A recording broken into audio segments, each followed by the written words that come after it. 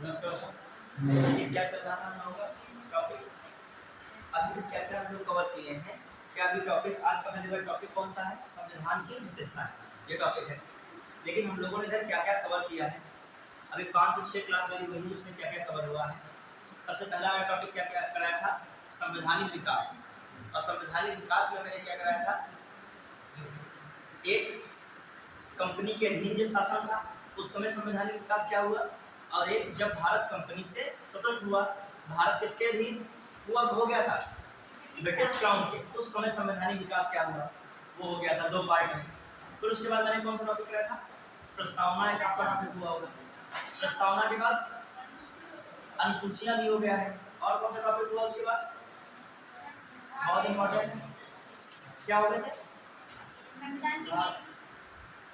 हाँ, प्रस्तावना के केसेस भी हो गए, जितने भी थे। बेरूबारीवाद था, बेरूबारीवाद के बाद उस समय केशवानंद भारतीवाद आया था, केशवानंद भारतीवाद के बाद मिनर्वा मिल्स वाद था, और मदन मोहन वाद था 1957 का। ये सब हो गए थे। और उसके अलावा मैंने क्या किया, क्या बताया? हाँ, सबसे इम्पोर्टेंट टॉपिक कल हो गया था संघ और उसके राज्य। लगभग मैंने करा दिया था, इतना मैंने पूछा था। और कुछ और पॉइंट होंगे, फैक्ट वाली चीजें होंगी, वो ग्रुप पे भी भेज दूंगा कि कब किसका नाम बदल गया। जैसे हमारे उत्तराखंड का नाम पहले उत्तरांचल था, उत्तरांचल से उत्तराखंड, उसका नाम क्या हुआ, कब हुआ? पौंडचेरी से पुडुचेरी कब हुआ? हालांकि कुछ पॉइंट्स थे वो बता दूंगा, अभी बाद में भी चलते बता दूंगा, ठीक है। अब नया टॉपिक स्टार्ट कर रहे हैं। कौन सा टॉपिक है? संविधान की विशेषताएं। रियल में ये एक टॉपिक नहीं है, रियल में ये संपूर्ण संविधान के हिसाब से समरी है। संविधान की विशेषताएं बताने वाली एक समरी है। क्लियर? तो अब देखते हैं, पहली बार आप अभी लिखे मैंने की बात समझिए। जैसे कल मैंने जो टॉपिक बताया था संघ और इसके राज्य क्षेत्र, बहुत पूछा था ये टॉपिक। अभी मैं एक क्वेश्चन लगा रहा था, उसमें ये क्वेश्चन आ रहा था कि आपका कौन सा आयोग सबसे पहला पूछा था, उसमें एसके धर आयोग का गठन कब हुआ? अप्रैल है 1948, उसने जून 1948 कर लिया। क्या करेगा? जून 1948। एसके धर आयोग का गठन कब हुआ? जून 1948 में हुआ था। एसके धर आयोग 1 मिनट के लिए रिवाइज करिए कल वाला, फिर मैं आगे बढ़ता हूँ। 1 मिनट के लिए आप लोग जो पढ़ के आए होंगे थोड़ा सा रिकॉल कीजिएगा। संघ और उसके राज्य क्षेत्र की अभी इसकी जरूरत पड़ेगी। संघ और उसके राज्य क्षेत्र कहाँ जरूरत पड़ेगी? संविधान की विशेषता। मैंने बताया था आर्टिकल जो 1 है वो किसकी बात करता है? आर्टिकल 1 भारत राज्यों का संघ है, ये बात करता है। इससे 2 बातें निकल रही थी क्या? भारत अर्थात देश का नाम पता चल रहा है। भारत के कितने नाम है संविधान तौर पे? 2, इंडिया और भारत। और दूसरी बात क्या पता चल रहा था कि राज्य पद्धति कैसी है, भारत की राज्य पद्धति कैसी है। तो स्टेटमेंट में आए तो भारत की राज्य पद्धति कैसी है कि भारत राज्यों का संघ है, और जो भारत संघ है वो राज्यों से समझौते का परिणाम नहीं है। और दूसरी बात क्या निकल के आई थी? भारत राज्यों के समझौते का परिणाम नहीं है। और दूसरी बात, भारत संघ से कोई भी राज्य अलग नहीं हो सकता। ऐसा कुछ ना है कि भारत संघ से कोई भी राज्य को अलग होने का अधिकार नहीं है। इस आर्टिकल में कहा गया, टिक मार दोगे आर्टिकल 1। क्योंकि भारत का नाम इंडिया अर्थात भारत दिया है किस आर्टिकल में? आर्टिकल 1। फिर मैंने बताया था भारत को किस के कितने हिस्सों में बांटा गया है? एक राज्य है, दूसरा यूटी है, और तीसरा किसी भी समय भारत कोई भी क्षेत्र को क्या कर सकता है? अपने कब्जे में ले सकता है। 3 आधार पर रखा गया था। फिर मैंने बताया था जो संविधान में भारतीय संघ ज्यादा प्रयुक्त किया गया कि भारत के क्षेत्र ज्यादा सही है?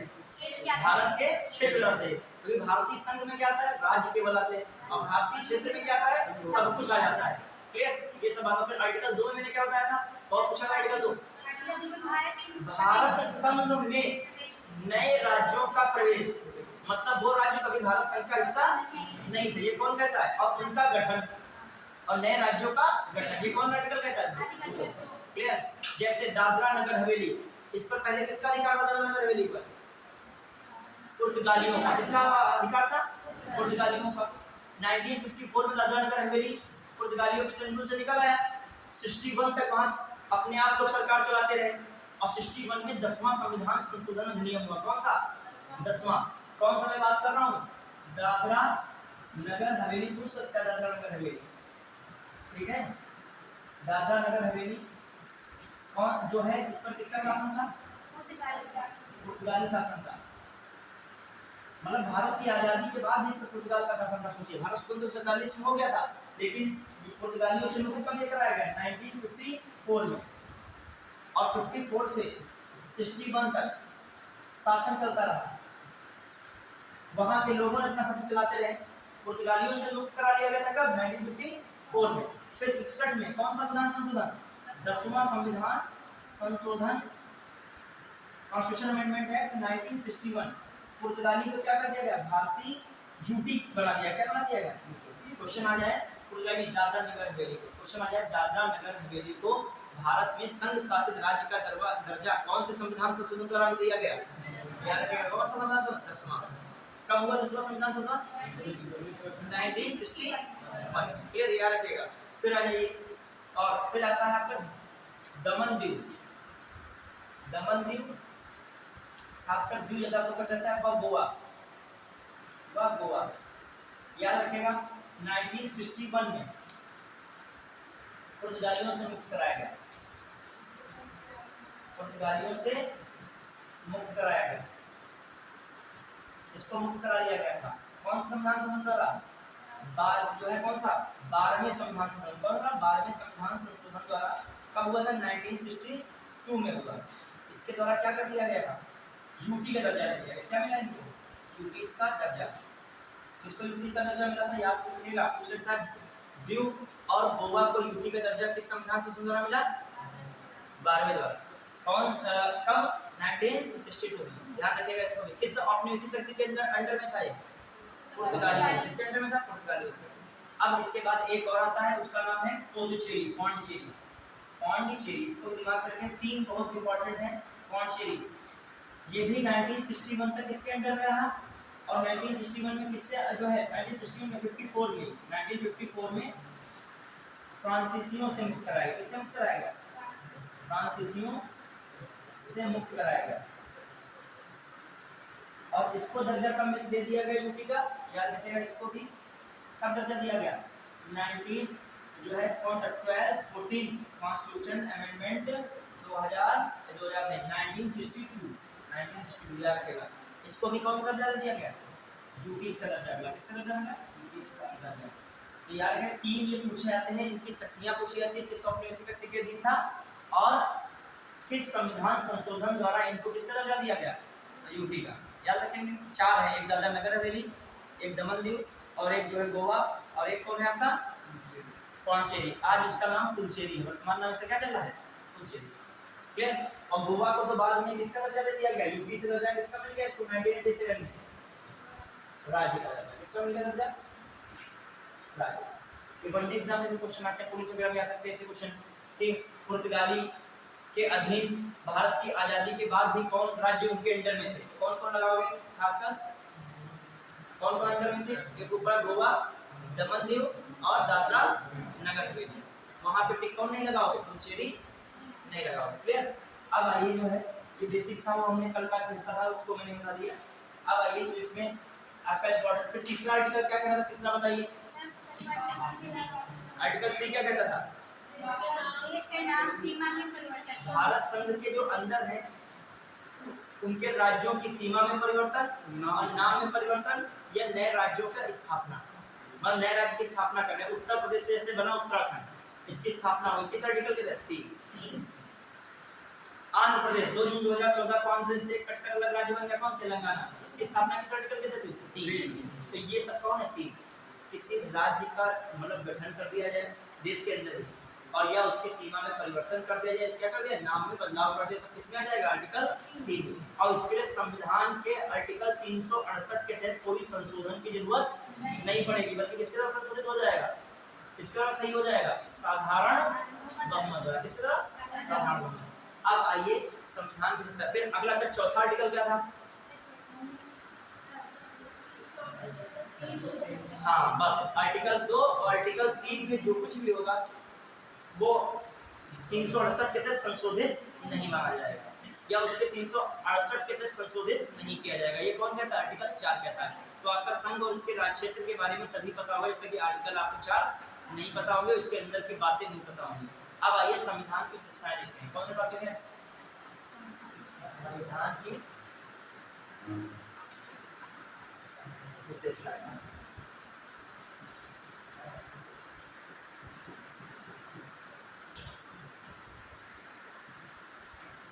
अब संविधान की विशेषताओं में क्या है देखिए। अब आराम से पढ़िए। और प्रयास करो कि जो रेगुलर बन के रहो ना, कुछ कनेक्ट नहीं हो पाएगा, कहाँ से क्या हो जाएगा कुछ पता ही नहीं, समझ में नहीं आएगा। प्रयास करो, ठीक है, क्योंकि पढ़ाई के लिए भी डेडिकेशन जरूरी है कि एग्जाम सर पे भी आएगा। इसका फिर इसके बाद अगला जो एग्जाम है मेन समीक्षा पीसीएस का है। पीसीएस के बाद एक कौन एग्जाम है? समीक्षा अधिकारी का है। मतलब पीसीएस की तैयारी जो भी है वही समीक्षा अधिकारी की तैयारी में काम आएगी। भले जिसका समीक्षा अधिकारी में फॉर्म पड़ा है पीसीएस में नहीं पड़ा है, वो मान के चले मेरा फॉर्म किसमें पड़ा है? पीसीएस में। और जिनका भी फॉर्म कोई भी नहीं पड़ा वो मान के चले कि हम नहीं एग्जाम देने आएंगे लेकिन पेपर देखेंगे कैसा आता है। पीसीएस में होते तो कितना कर पाते। क्लियर? अभी अगली बार गुजरना होगा। पीसीएस तो हर साल आता है, ऐसा तो है नहीं कि एक साल आएगा अगले साल नहीं आएगा। क्लियर? चलिए, और जिसका मान लीजिए 1-2 साल और बाद भी है वो अपना कोई टेंशन ना ले, वो एक बार पूरा सिलेबस कवर करे, रिवीजन करे, खुद टेस्ट दे, ठीक है, अपना मूल्यांकन करे। ठीक, लड़के जो जानते तैयारी 9 से शुरू कर देते हैं, तब से तैयारी कर दे। जो सिविल में क्या था फर्स्ट पहली बार अटेम्प्ट हो गए, उनकी तैयारी रियल में कब शुरू होती है? 9 से ही एनसीईआरटी का पढ़ पढ़ाना होते हैं। वो जब इंटर तक आते हैं तो उनका एक हिसाब से लगभग और ड्यूरेशन में केवल उसको पॉलिश करते हैं। बस ग्रेजुएशन कंप्लीट होने का वेट ही कर रहे होते हैं, एग्जाम तुरंत आता है और भर देते हैं, फाइनली क्या होता है अगर लिख के न्यूज़पेपर में आया था पहले अटेम्प्ट में किया क्रैक, और तुम ग्रेजुएशन के बाद जान पाते हो कि मैं तैयारी कौन करनी है कौन नहीं करनी है। ठीक है, तो डिफरेंस तो है ये चीज़ का। अब इस चीज़ में डिफरेंस हो जाता है। अब देखो संविधान की विशेषताओं में पहली बात समझिए, कहानी के रूप में पहले समझिए फिर लिखिएगा। अभी आपको मेंस में लिखना भी होगा, प्रीलिम्स में भी अब ऐसा ही आता है कि जो मेंस वाला स्टूडेंट ही क्रॉस कर पाए। अभी वो थोड़ा कॉन्सेप्ट देते हैं, समझते हैं क्या मामला। ये हम संविधान की विशेषताओं में कहें तो संविधान में तत्व है और जो इसकी मूल भावना है वो पूरे विश्व के संविधान से भारत के संविधान को अलग बनाती है। जो कहा जाए इसके जो तत्व हैं और इसकी मूल भावना है वो संविधान को अद्वितीय बनाते हैं। क्या माना जाता है? अब आइए, संविधान के बहुत सारे प्रावधान विभिन्न देशों के संविधान से लिए गए हैं, लेकिन कुछ प्रावधान ऐसे भी हैं जो विभिन्न देशों के संविधान से अलग महत्व रखते हैं। जैसे भी प्रावधान है जो हमारे खुद के ही संविधान के हैं। इस बात पर डॉक्टर भीमराव अम्बेडकर ने गर्व से कहा कि मैंने विभिन्न देशों के संविधान को छानकर इस संविधान को बनाने में योगदान दिया है। मतलब उनका कहने का मतलब विभिन्न देशों के संविधान को छानकर क्या किया गया है? अपना देखो, दो रूप होते हैं, तर्क में तभी नहीं करना चाहिए। हर व्यक्ति अपना अपना जमाने को बताए कि हमारा देश का संविधान तो हमारा ही नहीं, विभिन्न देशों का संविधान को हमने ग्रहण कर लिया है। तो लेकिन इसका दूसरा रूप ये भी तो है कि विभिन्न देशों के संविधान से हमने जो कुछ अच्छी बातें थी, जो कोई मुझे लगा यहाँ के लिए जरूरी है उसको ले लिया, बाकी को क्या कर दिया? छोड़ दिया। अब जूस में पूरा फल ही खाते हो क्या? जूस में फल को तो कचरे के रूप में क्या कर दिया जाता है? तो जो मेन जूस था वो हमने विभिन्न देशों के संविधान से लिया, जो यहाँ के संविधान के लिए क्या था? जरूरी था। बाकी को हमने क्या कर दिया? स्किप कर दिया। अब आइए समझ रहे हैं, इन चीजों को ध्यान रखें। अब मैंने आपके अंदर थोड़ा सा संकल्पना होनी चाहिए कि दोनों एक दूसरे की भावनाओं को मानने स्वीकार करना। सपोज दैट किसी ने कुछ भी कहा तो उसका तुरंत उसका रिप्लाई, मान किसी ने कहा काला रंग अच्छा होता है तो कहेगा ठंडक के लिए काला रंग क्या है? बेहतर है, क्योंकि वो ऊष्मा का क्या करेगा? अवशोषण करेगा। और फिर किसी ने कहा सफेद रंग इसका बेकार होता है, जब गर्मी आएगी तो सफेद रंग क्या करेगा? ऊष्मा का सबसे अच्छा क्या करेगा? परावर्तक का काम करेगा। तो काले रंग का अपना महत्व है, कहने का मतलब मेरा क्या है, और सफेद रंग का अपना महत्व। मतलब हर चीज को दोनों चीज से समझिए, हर जगह दोनों एंगल से, किसी भी बात को किस एंगल से। और व्यक्ति क्या करता है? प्रश्न भी यही मांग करता है। आप प्रश्न भी करोगे दोनों तरीके से समझिए कि ये हमारे नजरिए से है, कहीं पुस्तक के नजरिए से ये नहीं बन रहा है। अब आइए, अब देखिए पहली बात मैंने कही संविधान में कि स्टार्टिंग में कि भारत का संविधान जो है विभिन्न देशों के संविधान से लिया गया है, लेकिन कुछ ऐसे विभाग हैं जो विभिन्न देशों के संविधान से भारत के संविधान को क्या करते हैं? अलग करते हैं। और ऐसा नहीं कि भारत के संविधान में 26 नवंबर 1949 से जब से लागू हुआ है तब से कुछ इसमें बदलाव नहीं हुआ है, व्यापक स्तर पर बदलाव हुआ। तभी भारतीय संविधान को एक जीवन दस्तावेज कहा जाता है। जिस समाज में कुछ परिवर्तन हो रहा है, चीजें यहाँ बदल रही हैं, तो संविधान में भी कुछ क्या किया जा रहा है? महत्वपूर्ण बदलाव किए जाते हैं। जैसे भारत के संविधान में कौन से बहुत महत्वपूर्ण बदलाव हैं? जैसे एक आपका है आर्टिकल संविधान संशोधन कौन सा? 7वां, याद आया कि नहीं? ये सब संविधान संशोधन पूछे भी जाते हैं, संविधान में मूलभूत बदलाव करते हैं। फिर एक संविधान संशोधन कौन सा है? बहुत फेमस है, 42वां। कौन सा है? 1976। इसे मिनी कॉन्स्टिट्यूशन कहा जाता है। क्या कहता है? Mini constitution. सबसे ज्यादा बदलाव किसने किए हैं? संविधान में 42 में। फिर एक आता है कौन सा? 44वां संविधान संशोधन कौन सा 1978, इसमें भी बहुत सारे बदलाव संविधान में किए हैं। फिर आता है 97 कॉन्स्टिट्यूशन अमेंडमेंट, महत्वपूर्ण कॉन्स्टिट्यूशन अमेंडमेंट है, इन्होंने बहुत सारे बदलाव किए हैं, 2003 करीब हुआ। तो ये कुछ संविधान संशोधन हुए जिनमें बहुत व्यापक 2011 करिएगा बहुत सारे बदलाव हुए। लेकिन सुप्रीम कोर्ट में एक बात आया था, मैंने बताया था कौन, पेशवानंद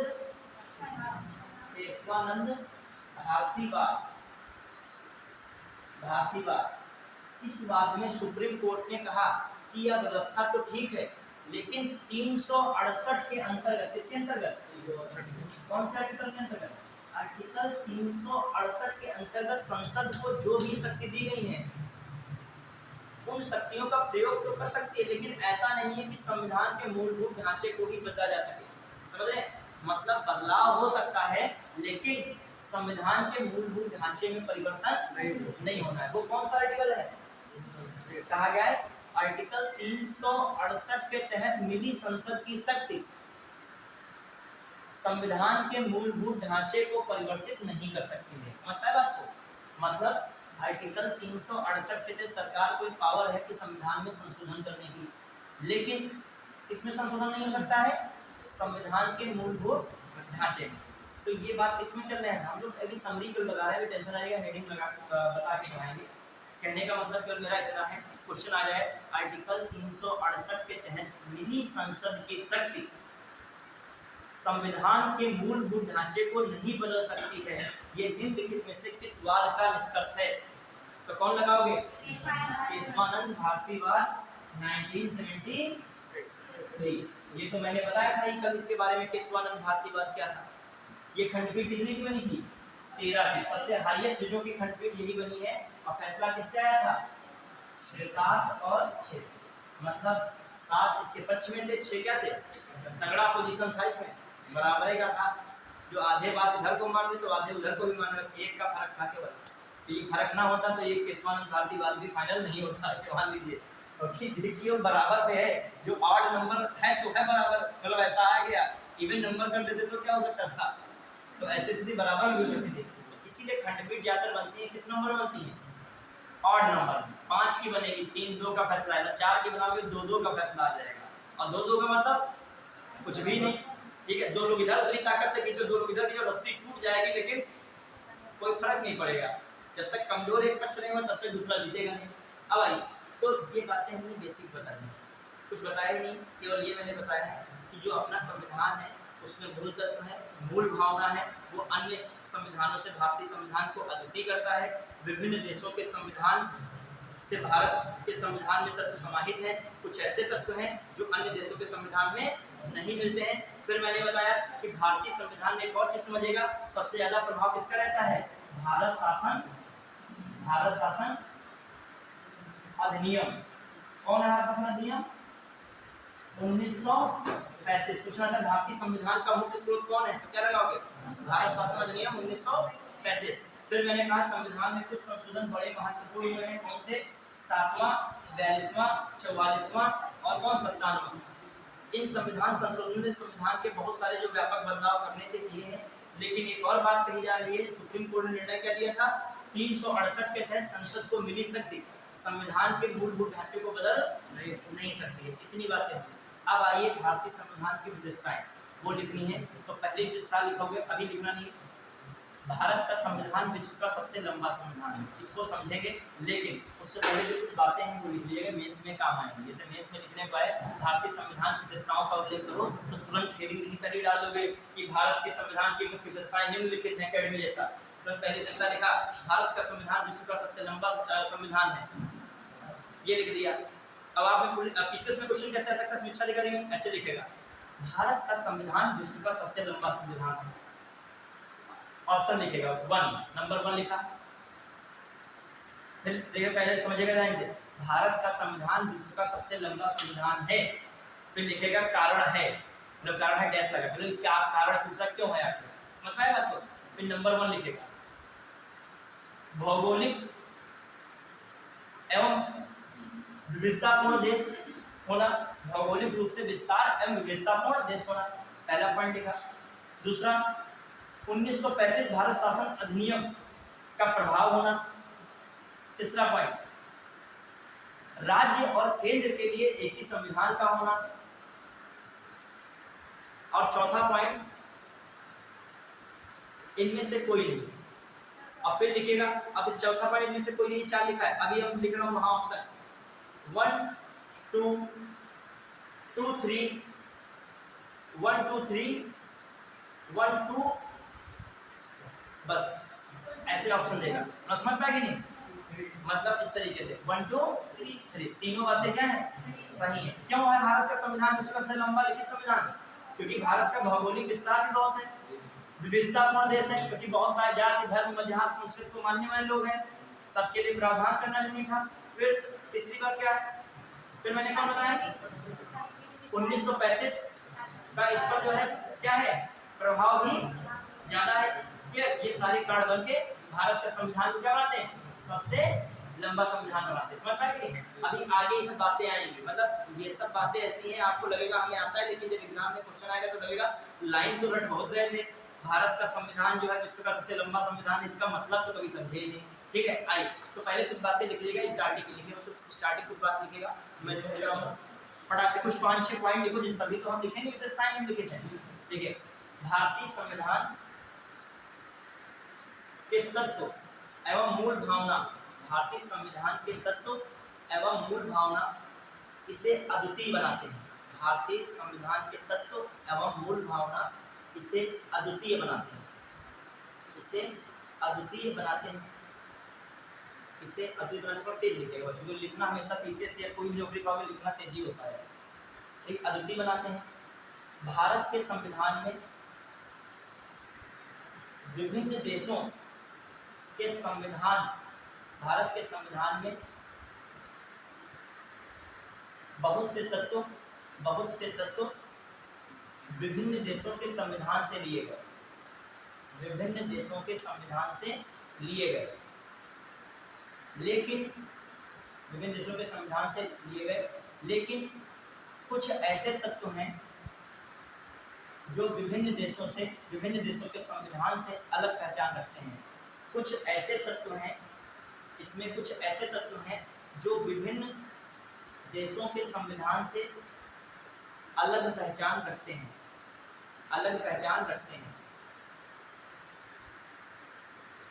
पैराग्राफ चेंज कीजिएगा। भारत शासन अधिनियम 1935 के अधिकांश प्रावधान, भारत शासन अधिनियम 1935 के अधिकांश प्रावधान प्रोविजंस जो होते हैं, प्रावधान भारतीय संविधान में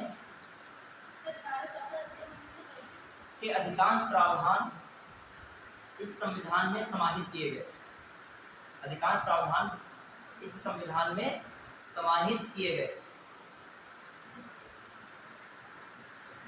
हालांकि सातवें संविधान संशोधन समझते हैं, सातवें संविधान संशोधन, ये चारों लिखो कॉमा लगा के, हालांकि ये कॉमा लगा के, हालांकि ये 2011 लिखा है, हालांकि ये लिखने का एक बार, हालांकि ये 7वां 42वां 44वां 97वां संविधान संशोधनों द्वारा, इन संशोधनों द्वारा ऐसे लिख लीजिए, कॉमा लगा के चारों लिखिएगा, लिखा ऐसे खड़ी लाइन नहीं लिखना, आपको कॉमा लगा के लिखना। ठीक है, कोई बात नहीं, जैसे लिख लो 97 2011 इन संशोधनों द्वारा लिखा जाता है, इन संशोधनों द्वारा संविधान में व्यापक बदलाव हुए,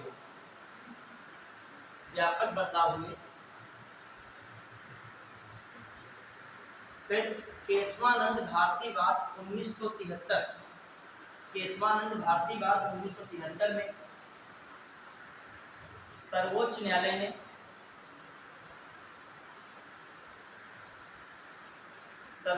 ने निर्णय दिया, सर्वोच्च न्यायालय ने केशवानंद भारतीवाद 1973, केशवानंद भारती केस जो हुआ 1973 के तहत एससी ने निर्णय दिया, मतलब सुप्रीम कोर्ट ने निर्णय दिया कि आर्टिकल 368 के तहत आर्टिकल 368 के तहत संसद को मिली शक्ति संविधान के मूलभूत ढांचे को नहीं बदल सकती है। मिली शक्ति संविधान के मूलभूत ढांचे को नहीं बदल सकती है।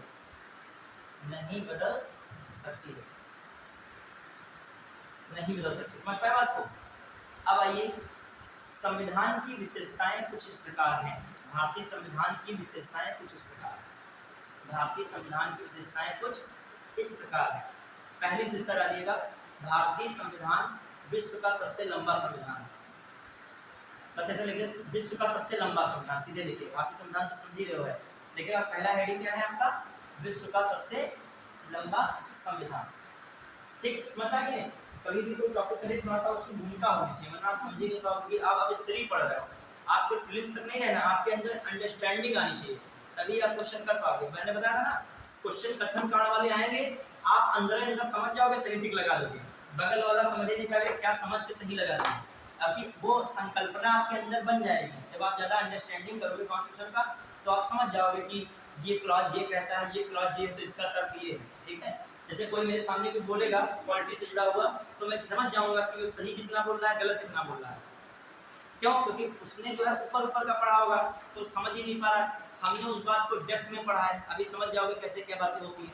कोई कह रहा है कि देश संघात्मक व्यवस्था पर आधारित है, तो मैं कह रहा हूँ संघात्मक तो है, लेकिन झुकाव इसका किसकी ओर है, एकात्मक की ओर है। तो थोड़ी थोड़ी बातों में मिस्टेक हो सकती है। क्लियर? अब आइए देखते हैं, देखो क्यों मैं कह रहा हूँ विश्व से लंबा संविधान है, आप समझना।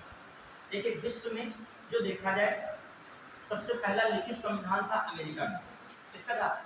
अमेरिका। और जो अलिखित संविधान है वो किसका है? ब्रिटेन का।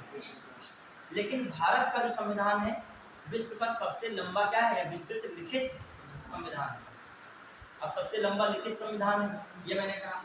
तो आखिर सबसे लंबा लिखित संविधान क्यों है? इसके लिए मैंने कारण बता रहा हूँ आपको। कौन कारण बता रहा हूँ? एक भौगोलिक विस्तार एवं विविधता, मतलब विविधता है यहाँ पर, और क्या है? भौगोलिक विस्तार है। दूसरा, भारत शासन अधिनियम 1935 का प्रभाव, जो कि अपने आप में एक विस्तृत अधिनियम था। तीसरा मैं बता रहा हूँ, केंद्र और राज्य के लिए क्या है? एक ही संविधान है। क्लियर? तो ये सब कारण किसके हैं? भारतीय संविधान के विस्तृत होने के कारण। तो इसमें लिख दिएगा, एक लाइन लिखेगा, सबसे पहला लिखित संविधान अमेरिका, डैश लगा के नीचे लिखिएगा। सबसे पहला लिखित संविधान किसका है? सबसे पहला लिखित संविधान अमेरिका का, डैश लगा के लिखो अमेरिका। जबकि अलिखित संविधान किसका है? डैश लगा के लिखो ब्रिटेन। जबकि अलिखित संविधान ब्रिटेन। लेकिन भारत का लिखेगा, फिर अगला पैरा लाइन चेंज करके नहीं करेंगे। भारत का संविधान विश्व का सबसे लंबा एवं विस्तृत संविधान है। भारत का संविधान विश्व का सबसे लंबा एवं लिखित संविधान है। ठीक है, सबसे लंबा एवं लिखित संविधान है। आखिर क्यों? क्योंकि जब ये मूल संविधान था, मूल संविधान में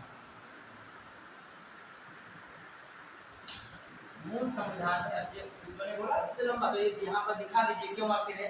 क्योंकि मूल संविधान में कितने अनुसूचियां थी? पहले भाग कितने थे? भाग 22 अनुसूचियां कितनी थी? 8। फिर अनुच्छेद कितने थे? 395। क्लियर? भाग हो गए, अनुसूचियां हो गए, अनुच्छेद हैं। ठीक है, अब आइए जो देखा जाए वर्तमान, कह लीजिए वर्तमान में ये संशोधनों द्वारा, विभिन्न संशोधनों द्वारा वर्तमान में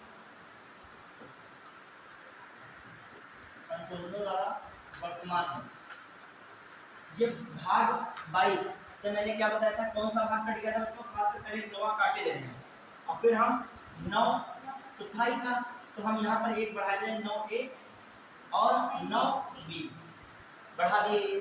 और कौन बढ़ गया था? 14A कौन बढ़ गया? और कोई बढ़ रहा था? कौन बढ़ रहा था? 4 ए। कौन बढ़ रहा था? ये बढ़ गया। बताओ, एक कटा है, मतलब हम अभी 9, हालांकि 9 को रिप्लेस किया गया था, लेकिन मूल रूप से यही समझिए। एक कटा है, 22 थे, तो इसमें से एक तो खत्म कर दिया गया, लेकिन 4 क्या कर दिए गए? फिर कर देगा। कितने हो गए भाग? 25। पूछा जाए वर्तमान में भागों की संख्या कितनी है, कितने मारोगे? 25। समझ रहे हो बात को नहीं? कौन कौन से भाग जोड़ेंगे? 4 ए ने क्या जोड़ दिया गया था? मौलिक कर्तव्य। याद आया? मौलिक कर्तव्य किसमें? 4 ए। 9 ए में क्या रखा गया है?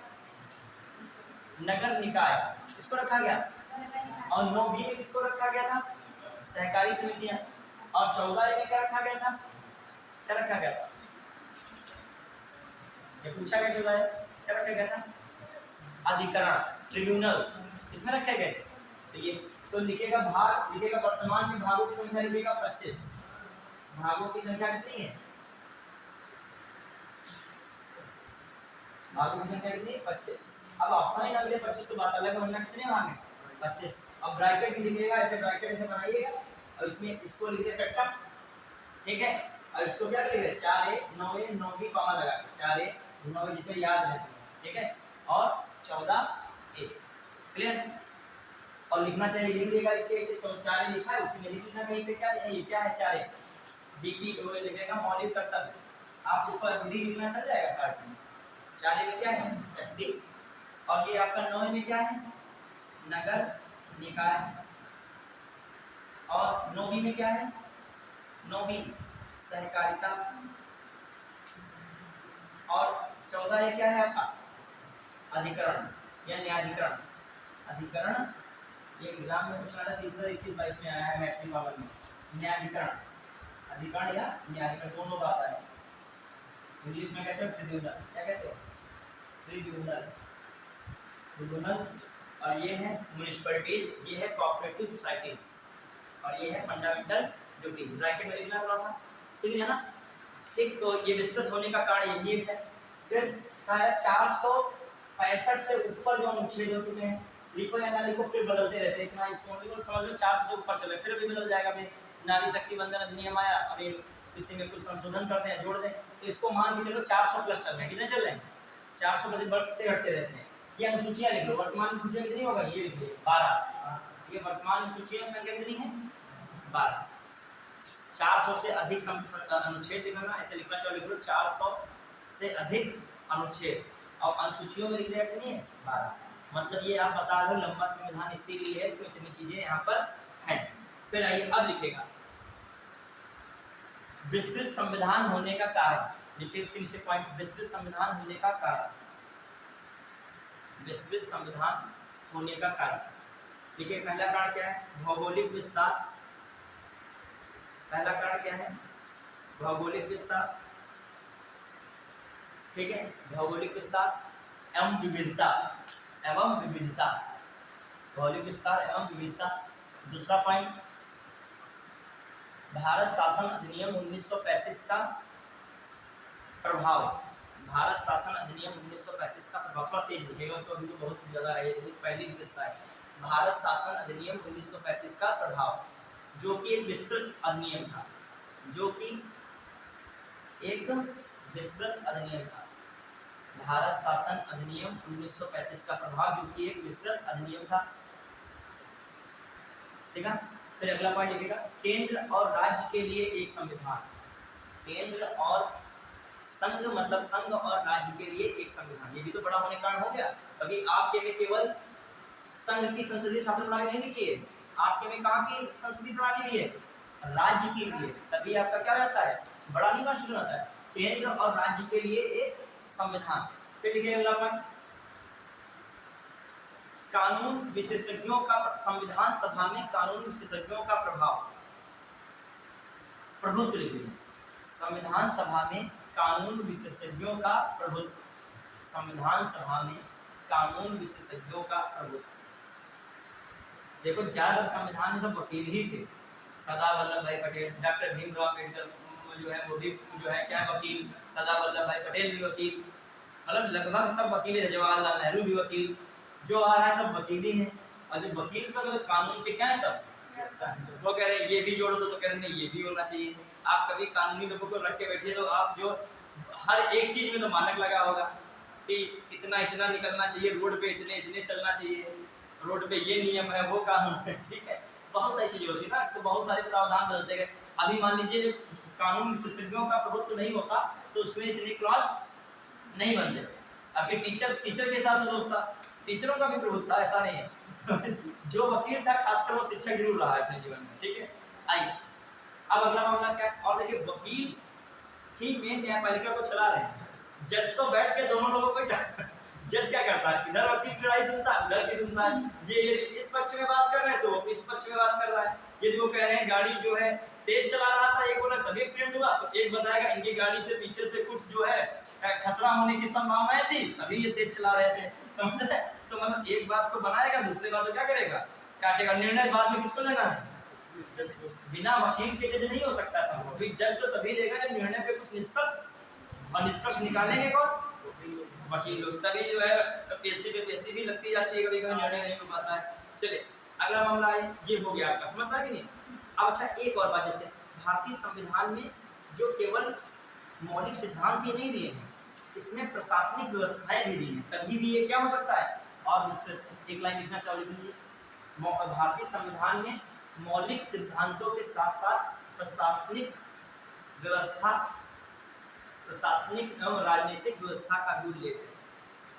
भारतीय संविधान में मौलिक सिद्धांतों के साथ साथ प्रशासनिक एवं मौलिक सिद्धांतों के साथ साथ प्रशासनिक व्यवस्था एवं राजनीतिक व्यवस्था का भी उल्लेख है। प्रशासनिक एवं राजनीतिक व्यवस्था का भी उल्लेख है। देखते हो कि राजनीतिक व्यवस्था का है कि नहीं, कि चुनाव आयोग बना है, कितनी सीटें कहाँ पर हैं, संविधान में भाग में है कि नहीं। तो ये क्या है, राजनीतिक व्यवस्था। प्रशासनिक क्या, कौन से पद की कौन सी पावर है। बहुत जगह तक महान्यायवादी आया है। महान्यायवादी क्या है, केंद्र सरकार का सबसे बड़ा विधिक अधिकारी। महाधिवक्ता क्या है, राज्य सरकार का सबसे बड़ा वकील। तो ये सब प्रशासन में कुछ आते हैं। अब आइए, ये तो हो गया आपकी एक विशेषता। अब आप बताइए अगली विशेषता भारतीय संविधान की क्या है। विभिन्न स्रोतों से लिए गए तथ्य, ये भी तो विशेषता है, विभिन्न स्रोतों से लिए गए तथ्य। अगली विशेषता क्या है, विभिन्न स्रोतों से लिए गए तथ्य। लिखिएगा, विभिन्न स्रोतों से लिए गए तथ्य। विभिन्न स्रोतों का मतलब क्या है, विभिन्न देशों के संविधान से लिए गए मूल तत्व। क्लियर।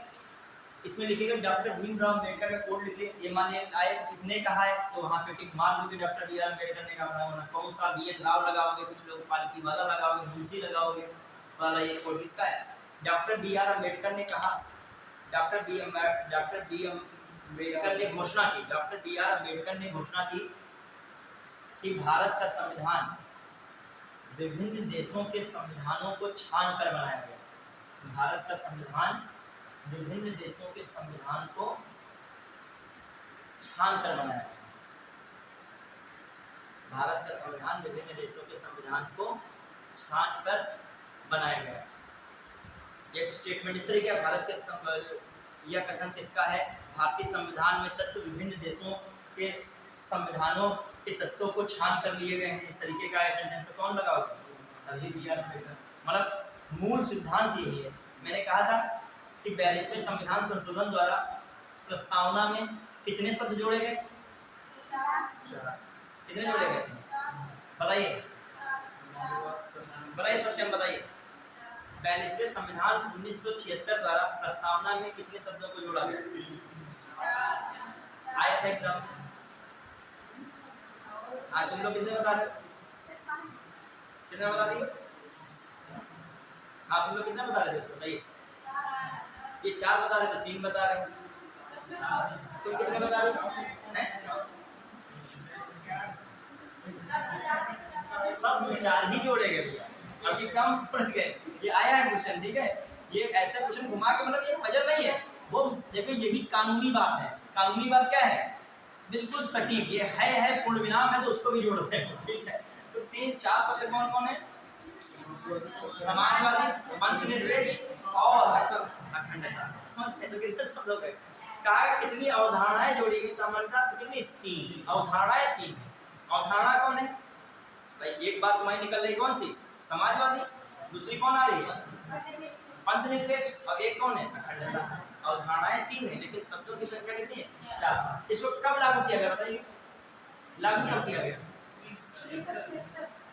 लागू कब किया गया, क्वेश्चन आया था विशेष में, कहा जाए 42वें संविधान 1976 में समाजवादी धर्मनिरपेक्ष लोक जो है अखंडता शब्द को जोड़ा गया, इसे लागू कब किया गया, कब किया गया तो बताएगा। ये क्वेश्चन आया था 3 जनवरी 1977, कब किया गया था 3 जनवरी 1977। चलिए आगे, छोटी छोटी बातें आपको मतलब A to Z पढ़ना, जो हर स्टूडेंट नहीं पढ़ता उसको रूप में पढ़ना है। अब आइए अगला लिखेगा विशेषता में क्या है, मैंने बताया विभिन्न स्रोत में डॉक्टर बी आर अम्बेडकर की बात लिखी। अब लिखेगा भारत के संविधान का मुख्य स्रोत भारत शासन अधिनियम 1935 से लिख लेगा। भारतीय संविधान का मुख्य स्रोत, भारतीय संविधान का मुख्य लिखते हैं बहुत जल्दी 5 मिनट लिखिएगा। भारतीय संविधान का मुख्य स्रोत कौन है, भारत शासन अधिनियम 1935, ये स्रोत है। फिर जो कहा जाए दार्शनिक सिद्धांत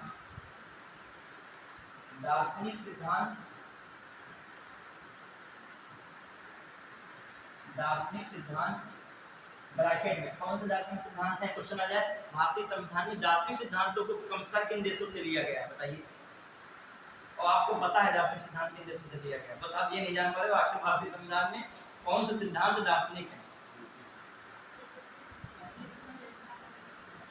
जो आपका डीपीएसपी है और मौलिक अधिकार है, उन्हें किस में माना जाता है दार्शनिक सिद्धांत। तो दार्शनिक सिद्धांत कहाँ से लिए गए, आयरलैंड और यूएसए से। क्लियर, समझ पाए कि नहीं। तो दार्शनिक सिद्धांत कौन, मतलब डीपीएसपी में 60 में लिखे जा रहा हूँ, यहाँ पहले लिखिएगा एफआर में समझ लिया नहीं, फंडामेंटल राइट्स मतलब मौलिक अधिकार, एफआर क्या कहते हो मौलिक अधिकार, एंड डीपीएससी मतलब जो डीपीएससी का राज्य के नीति निर्देशक तत्व, ठीक है। एफ मतलब एफआर और डीपीएससी ये ब्रैकेट में दार्शनिक सिद्धांतों को कहाँ से लिया गया, यूएसए एंड और आयरलैंड से लिया गया, यूएसए और आयरलैंड।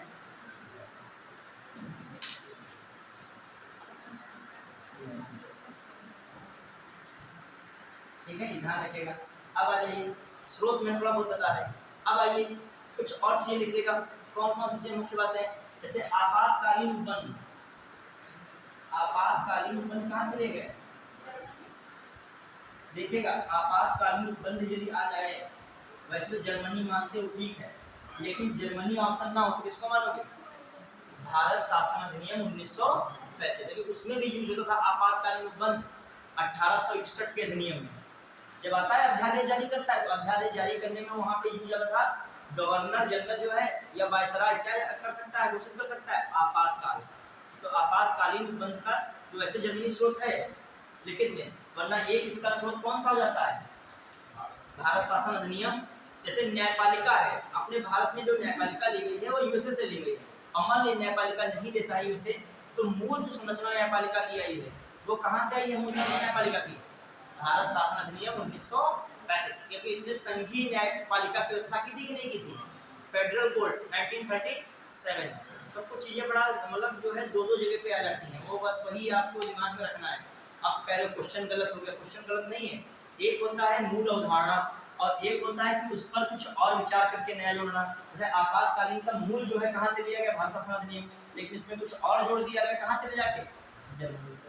क्लियर, समझ पाए कि नहीं, दोनों दिया तो आप जर्मनी रखिएगा, ठीक है। और ऐसा स्थिति कभी देता ही नहीं दोनों है, वो ऐसी स्थिति बनाएगा देगा नहीं, मान ले देता है जर्मनी, वरना जो मूलता किसको है, अब आयु को भी डिपेंड करेगा, तो मूलता मानेगा तो इसको ही मान सकता है, ठीक है। अब आइए अगला जो है स्रोत कौन सा है आपका, लिखते कुछ मेन स्रोत लिखते, ऐसे कौन है आपका जो है संशोधन वाला प्रक्रिया कहाँ से है, संशोधन कहाँ से, संशोधन प्रक्रिया दक्षिण अफ्रीका, कहाँ से, दक्षिण अफ्रीका, ठीक है। जो कहा जाए संसदीय शासन प्रणाली जो अपने वहां अपनाई गई है, संसदीय शासन प्रणाली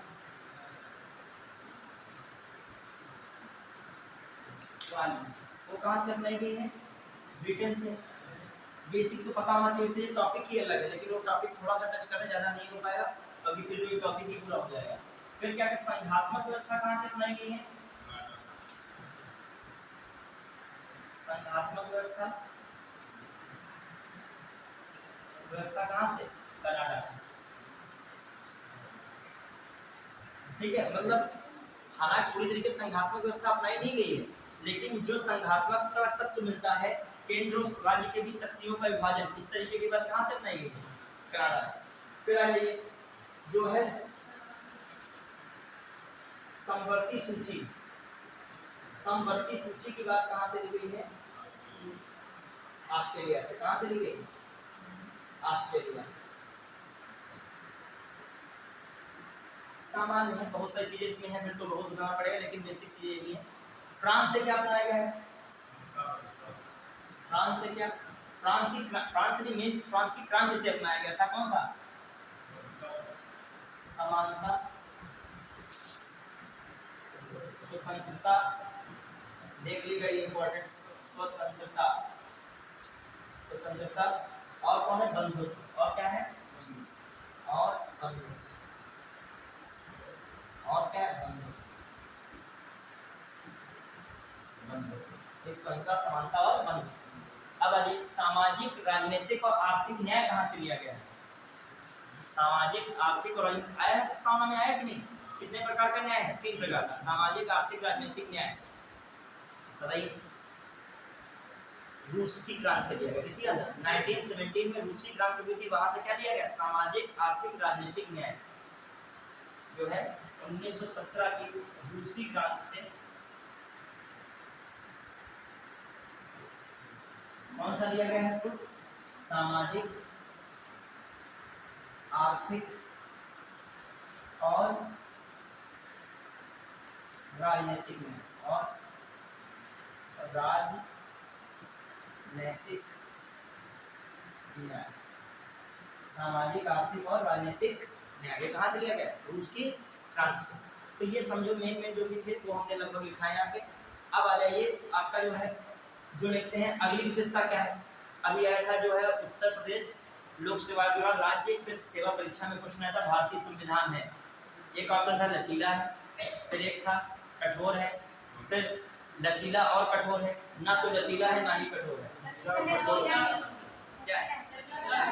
बताइए कौन सा ऑप्शन है? लचीला और कठोर। तो लिखेगा नम्यता और अनम्यता। लिखिए जो है नम्यता और अनम्यता का सम्मिलित रूप। लिखिए क्या नम्यता को कहते हो? मतलब फ्लेक्सिबल। नम्यता और अनम्यता का सम्मिलित स्वरूप, सम्मिलित रूप। नम्यता और अनम्यता का सम्मिलित रूप, मतलब ये अगली विशेषता है संविधान की, नम्यता और अनम्यता का सम्मिलित रूप। अब इसमें क्या मतलब समझते हो नम्यता से? कि जिस देश में कानूनों में संशोधन करने की प्रक्रिया कठोर होती है, वहां कौन सा प्रकार का संविधान है? अनम्यता वाला संविधान, मतलब कठोर संविधान है। वहां संविधान कैसा है? कठोर। जैसे अमेरिका का संविधान, अमेरिका में कुछ बदलाव करना होगा तो बहुत कठिन प्रक्रिया है, ठीक है? तो अमेरिका का संविधान कैसा है? कठोर। और नम्य संविधान जहां पर संशोधन करना सामान्य कानून के निर्माण करने जैसा ही है, वो कैसा है? नम्यता वाला। जैसे इंग्लैंड है, ब्रिटेन का संविधान क्या संविधान है? बहुत लचीला। और भारत का संविधान क्या है? भारतीय संविधान लचीला और कठोरतम दोनों का मिश्रित स्वरूप है, अर्थात न तो बहुत लचीला है ना ही बहुत कठोर है। तो इस बात को लिखना चाहिए, लिख लीजिएगा। एक जहां पर जिस देश में संविधान में संशोधन करने की प्रक्रिया कठिन है, जिस देश में संविधान में संशोधन करने की प्रक्रिया कठोरतम है, ये जटिल है, संविधान में संशोधन करने की प्रक्रिया जटिल है, वह संविधान या उस देश का संविधान कठोरतम है, उस देश का संविधान कठोरतम है, उस देश का संविधान कठोरतम है। समझ पाए? जिस देश में संविधान में संशोधन करने की प्रक्रिया क्या है, जटिल है, उस देश का संविधान क्या है, कठोरतम। लिख पाए कि नहीं? फिर आइएगा, जिस देश में संविधान संशोधन की प्रक्रिया आम कानूनों के निर्माण जैसी है, जिस देश में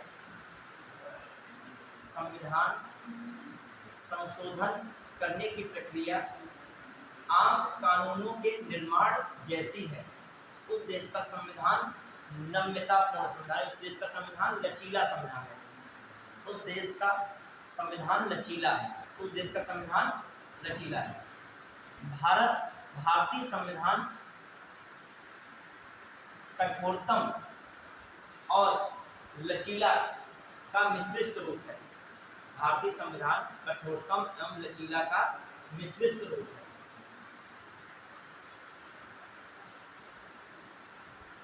मिश्रित रूप है अर्थात भारतीय संविधान न ही कठोरतम है और न ही, भारतीय संविधान क्या है, मैंने कौन सा बोला वर्ड था, भारतीय संविधान क्या है, ना तो बहुत जो है, ना तो बहुत कठोर है और ना ही बहुत लचीला। अर्थात भारतीय संविधान ना ही बहुत कठोर है ना ही बहुत लचीला। ठीक है, अच्छा ये बात किससे प्रकट होती है आप बताओ, कैसे कह सकते कठोर है, कैसे कह सकते लचीला है? अर्थात भारतीय संविधान क्या है, ना तो बहुत कठोर है ना तो बहुत लचीला, ना ही बहुत फ्लेक्सिबल है ना ही बहुत रिजिड है। बताइए, हाँ बताइए कैसे प्रकट हो सकती बात?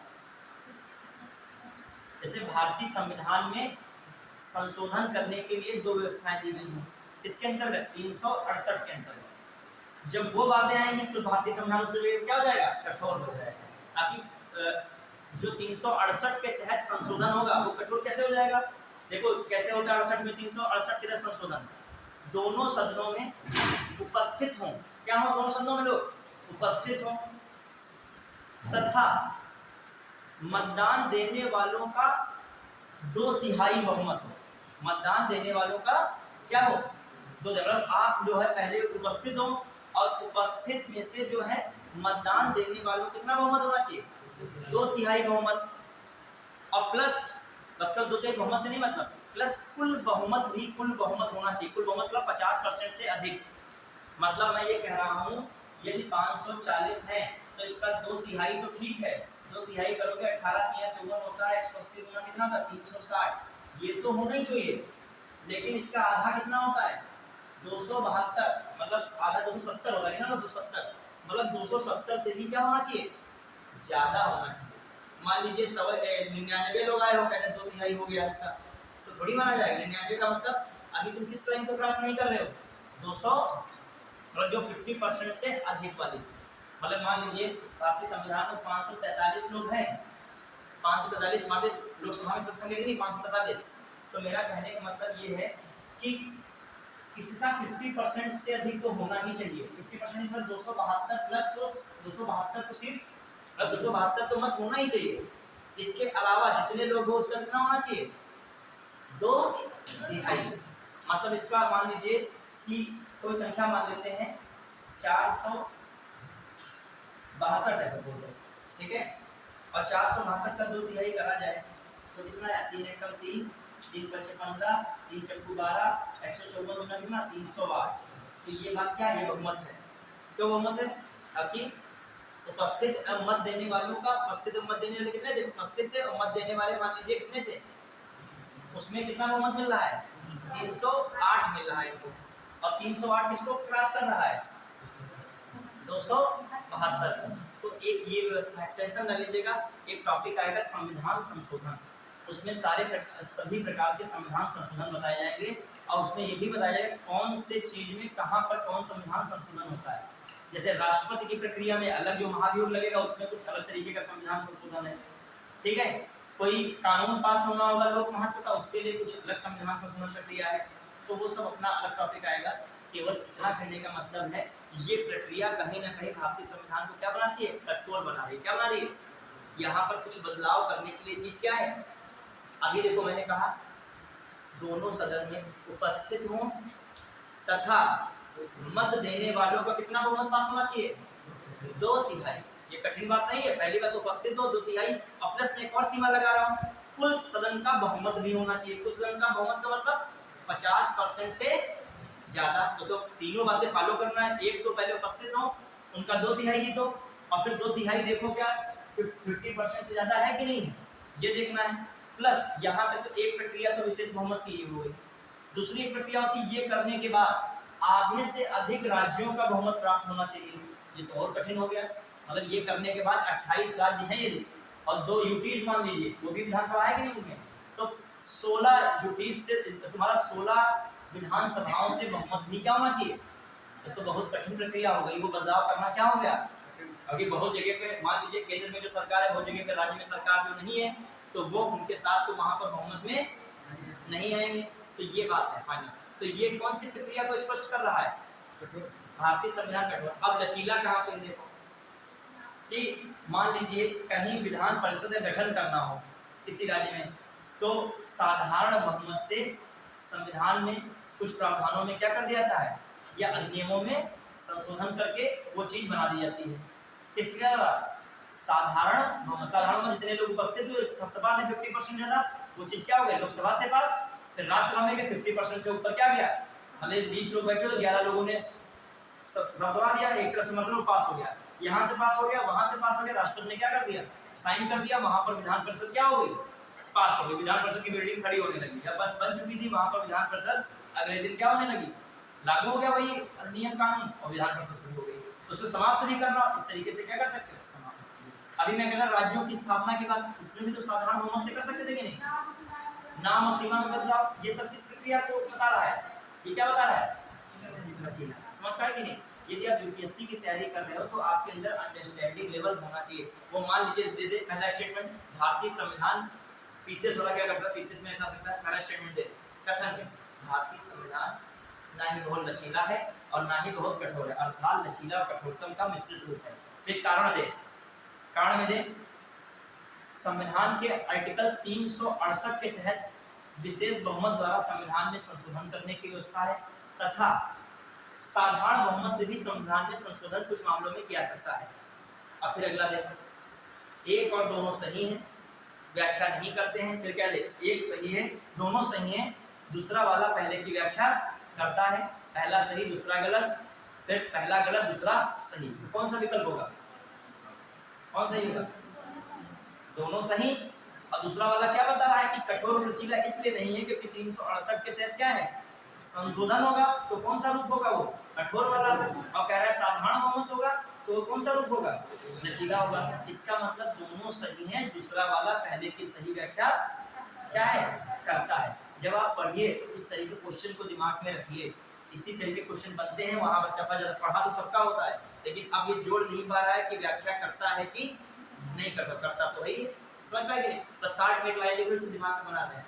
आर्टिकल 368 के तहत विशेष संशोधन, आर्टिकल ले लीजिएगा, आर्टिकल 368 के तहत, आर्टिकल 368 के तहत विशेष बहुमत द्वारा संविधान में संशोधन, संविधान में संशोधन कठोरतम स्वरूप है। संविधान का एक कौन सा रूप है, डैश लगा के लिख ले, कॉमा लगा, संविधान का कठोरतम स्वरूप, संविधान का कठोरतम स्वरूप, मतलब कठोरतम समझ पाए कि नहीं। इसको बदलाव करना क्या है, थोड़ा जटिल है। फिर आइए, फिर अगला नीचे लिखेगा, साधारण बहुमत द्वारा बदलाव करना, साधारण बहुमत द्वारा संविधान में बदलाव करना, साधारण बहुमत द्वारा संविधान में बदलाव करना, लचीला स्वरूप, कॉमा लगा के क्या लिखो, ये क्या है, लचीला स्वरूप। क्लियर। आप जब पढ़िए पीसीएस समीक्षा अधिकारी के स्तर का, तो ये जरूर ध्यान रखें, कथन और कारण जरूर बनाइए, समझ पा रहे हो। कथन है, दूसरा क्या है, हर चीज को कारण सहित पढ़िए, क्वेश्चन नहीं फंसेगा। केवल कथन पढ़ो, मतलब केवल स्टेटमेंट याद करोगे तो कुछ नहीं होगा, उससे जोड़िए उसको, हर चीज में कारण समझिए। यदि भारत की जलवायु गर्म है तो कारण भी पता होना चाहिए क्यों है गर्म, ठीक है, मतलब हर चीज में कारण देखिए। अब आइए अगला, आपका विशेषता क्या बताइए। तो देखिए आपने एक विशेषता देख ली, क्या देखा, लंबा संविधान। दूसरा क्या देखा, विभिन्न स्रोत से लिया गया। तीसरी बात क्या देखा, लचीला और ना बहुत लचीला ना बहुत कठोर वाला देखा। फिर कहा देखा, अब लिखिएगा एक अगला पॉइंट बहुत इंपॉर्टेंट। फिर क्या देखिए, देखिए संघात्मक व्यवस्था, संघात्मक व्यवस्था का झुकाव एकात्मकता की ओर, संघात्मक व्यवस्था का झुकाव एकात्मकता की ओर,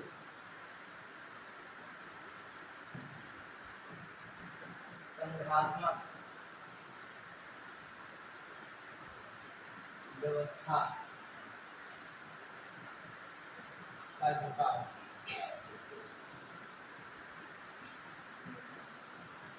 झुकाव एकात्मक की ओर,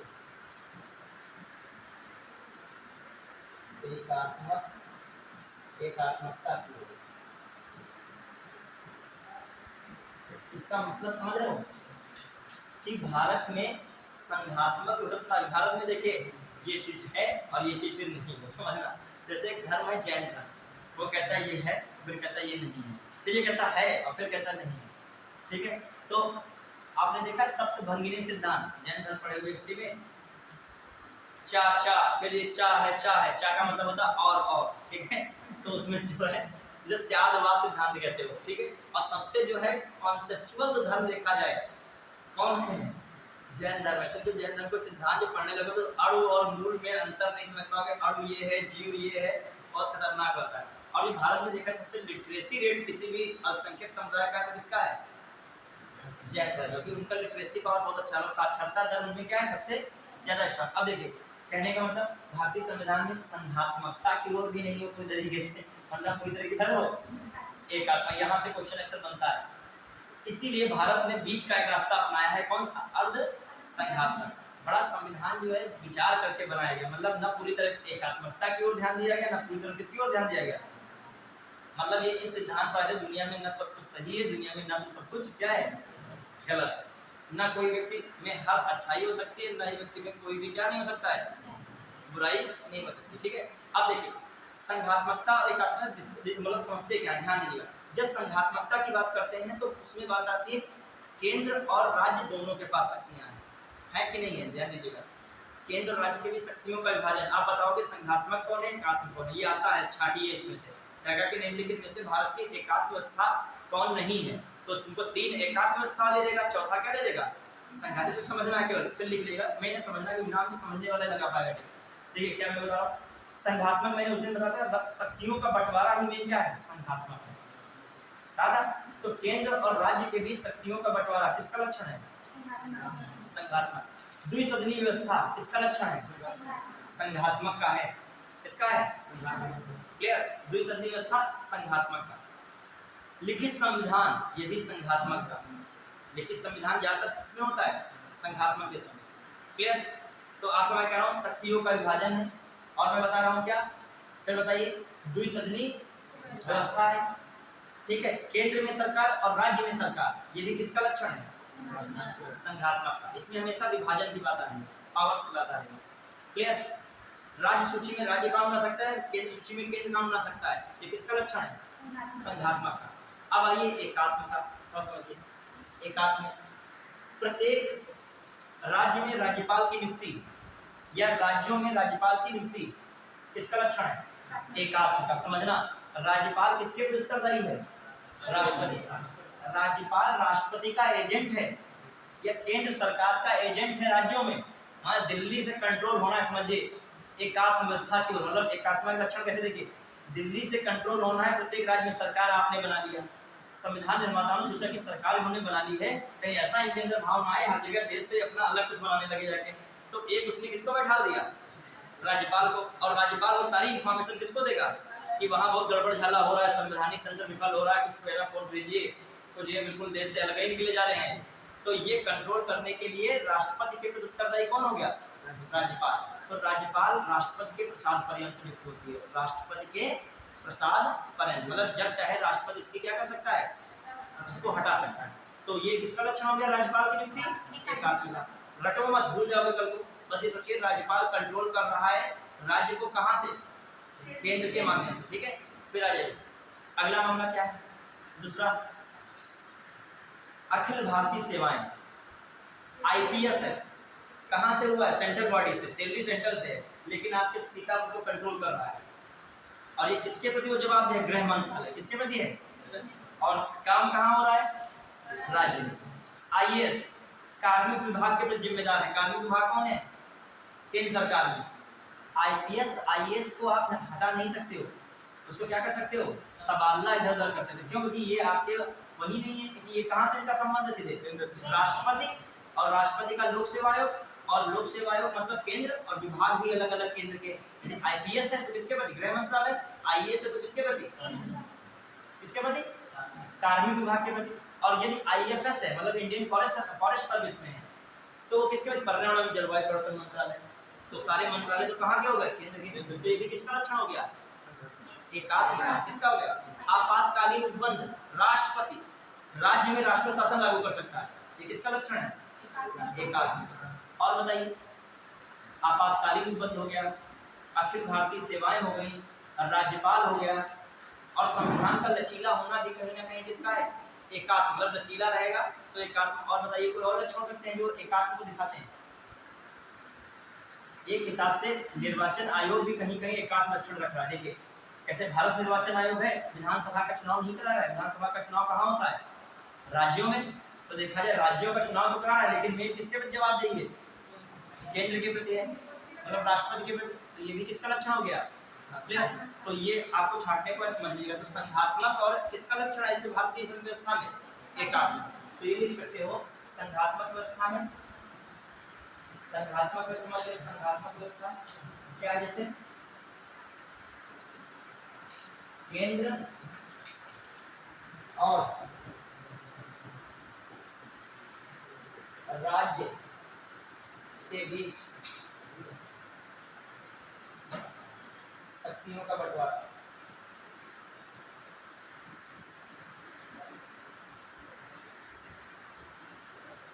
राज्यों को स्वायत्तता मिली है कि नहीं? पूर्ण नहीं है लेकिन राज्यों को स्वायत्तता तो है।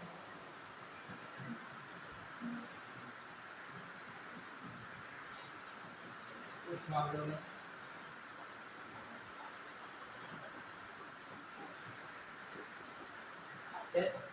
द्विसदनीय व्यवस्था,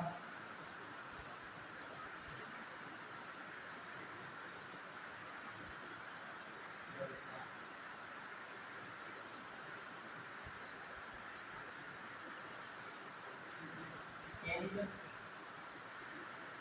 और राज्यों में सरकार। केंद्र राज्यों में क्या है? सरकारें हैं। मतलब सरकार का मतलब केंद्र राज्य में सरकार नहीं है, सरकार। केंद्र में और राज्यों में क्या है? सरकार। केंद्र की सरकार अलग है, राज्य की सरकार क्या है? अलग है। तो ये किसको दिखा रहे हैं? संघात्मक। मतलब हमने एक लिखा है आपका केंद्र राज्यों के बीच शक्तियों का क्या हो रहा है? बंटवारा है। कुछ मामले में राज्यों को क्या मिली है? स्वायत्तता है। द्विसदनीय क्या है? व्यवस्था है। फिर मैं कह रहा हूँ केंद्र और राज्यों में क्या है? सरकार। केंद्र में अलग सरकार, राज्य में वो अलग बात है, पार्टी वो अलग चीज है। लेकिन केंद्र की सरकार केंद्र के लिए जवाबदेही है पूरे भारत के लिए, और राज्य की सरकार केवल उस राज्य के प्रति जवाबदेही है। क्लियर? फिर आ जाइए अगला जो हम लोग देखें, देखते हैं अगला दूसरा कौन सा आपका, कौन सा लक्षण मिल रहा था? एकात्मक। एकात्मक लक्षण। एकात्मक लक्षण कौन दिखा रहा है? ठीक है, एकात्मक लक्षण में कौन? राज्यों में राज्यपाल की नियुक्ति या राज्यपालों की नियुक्ति। राज्यपाल की नियुक्ति।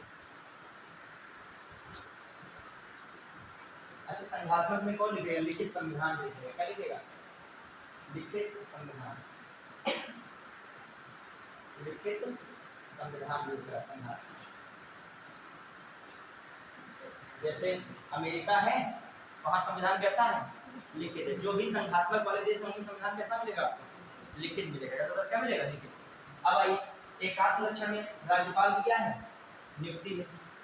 फिर आ जाइए दूसरा, दूसरी बात इसमें क्या हो सकता है? आपातकाल, आपातकालीन व्यवस्था।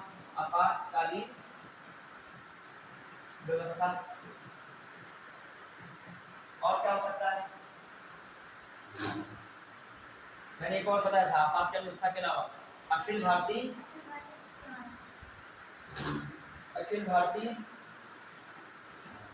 सेवाएं।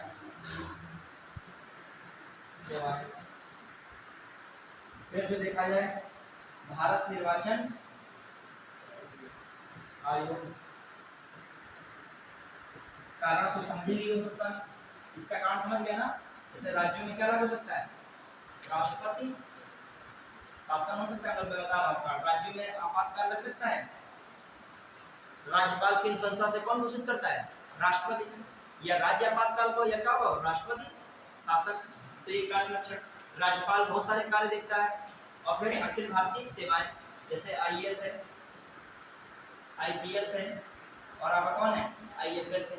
ये सब किसके उत्तरदायी हैं, केंद्र के। भले यहाँ की कानून व्यवस्था मुख्यमंत्री के प्रति उत्तरदायी है, लेकिन कंट्रोल तो कहाँ से, बिल्कुल फाइनली आईपीएस गृह मंत्रालय, तो आईएएस कार्मिक, दो पर्यावरण मंत्रालय से, आईएफएस।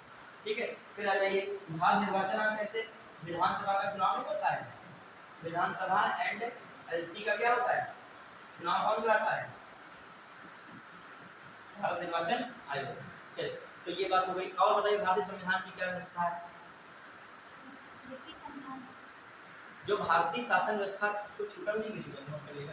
थोड़ा सा जल्दी लेते हैं कि आप बड़ी क्लास में हैं ना, तो आप बस समझिए, क्वेश्चन कर सकते हैं बस, और कुछ नहीं। अब आइए अगला मैं पॉइंट बताऊं, भारत में कौन सी शासन प्रणाली अपनाई जा रही है, संसदीय शासन प्रणाली। कौन सी भारतीय संविधान की विशेषता है, संसदीय शासन प्रणाली। एक पॉइंट डाल देगा, संसदीय शासन प्रणाली डालेगा। कौन सी शासन प्रणाली, संसदीय शासन प्रणाली। बढ़ा के थोड़ा सा स्पीड बना के रखिए, क्योंकि चीजें बहुत सारी है ना, अभी बहुत सारे पॉइंट्स हैं, थोड़ा सा स्पीड बढ़ा लीजिए। लास्ट टाइम थोड़ा सा स्पीड बढ़ा लीजिएगा। 12-13 मिनट बचे हैं, थोड़ा सा हेडिंग में देख लेगा, पॉइंट्स बचे हैं विशेषता में। मेंस में भी आ जाए तो कर सको, ठीक है, इतना कर सको, मेंस में आ जाए अच्छे से कर लेगा। प्रीलिम्स में आए तो प्रीलिम्स में ऐसे स्टेटमेंट वाला देगा, मैंने क्या बताया, ये देगा भारतीय शासन व्यवस्था संघात्मक व्यवस्था होने के बावजूद भी एकात्मकता की ओर लक्षण है। ये दिया उसने क्या, सेंटेंस।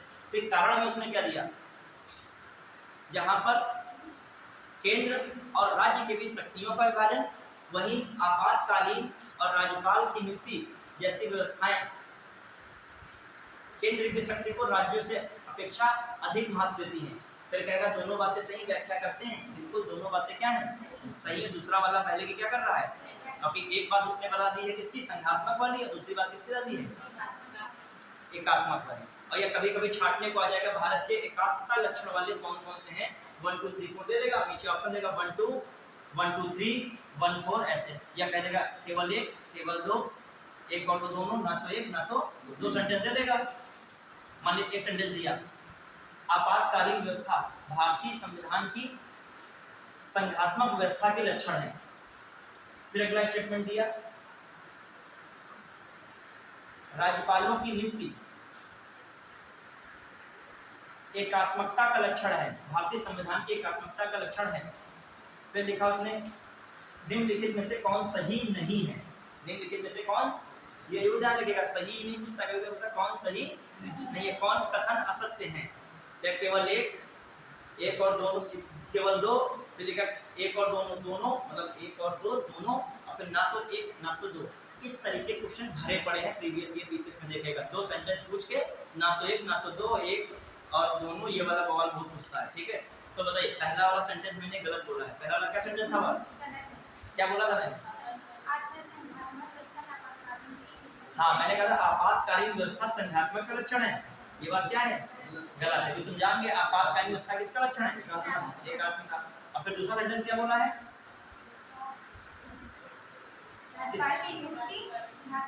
एकात्मकता का लक्षण है राज्यपाल की नियुक्ति, ये बात क्या है, सही है। लेकिन उसने पूछा कौन सा था, गलत कौन सा है, तो केवल एक। समझ पाए, ये नहीं है कसम खाए हो कि हम सही वाला बताएंगे, वो नहीं, वो छोटा छिपा लगता है।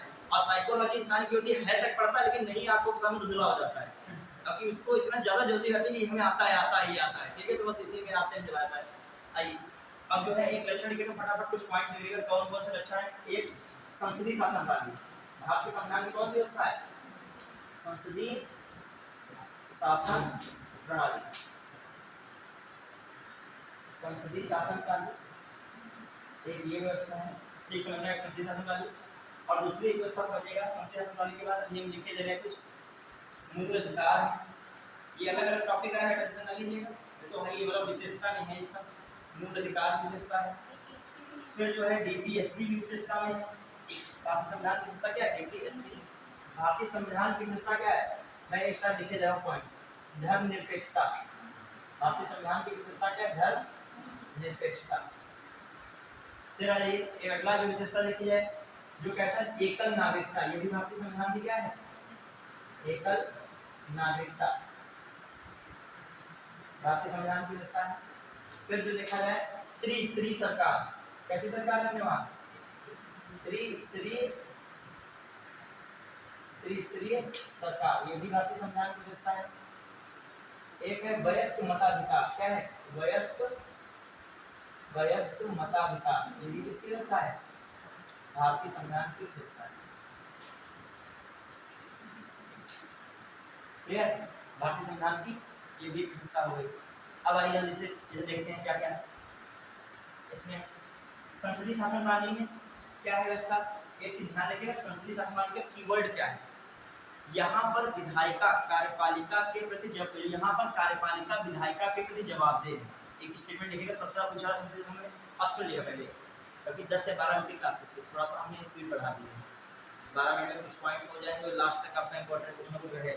देखिए कीवर्ड क्यों लिखेंगे, पहली बात समझ लीजिए, 1 मिनट में हर चीज 1 मिनट में समझिए थोड़ा सा। इस संसदीय शासन प्रणाली से अक्सर क्वेश्चन आता है, भारत ने जो संसदीय शासन प्रणाली अपनाई है ब्रिटिश संविधान से अपनाई है। कहां से अपनाई है? ब्रिटिश संविधान या ब्रिटेन से अपनाई है। संसदीय शासन प्रणाली होता है लोकतंत्र की, मैंने उस दिन पढ़ाई थी, 2 शासन प्रणालियां होती हैं। एक होती है संसदीय शासन प्रणाली, और पहली बात बताइए, मैंने उस दिन पढ़ा था प्रस्तावना, ध्यान कीजिएगा, उसमें पढ़ा था लोकतंत्र। लोकतंत्र कितने प्रकार का होता है? प्रत्यक्ष और अप्रत्यक्ष। अप्रत्यक्ष लोकतंत्र में 2 शासन प्रणाली अपनाई जाती है। कौन सी?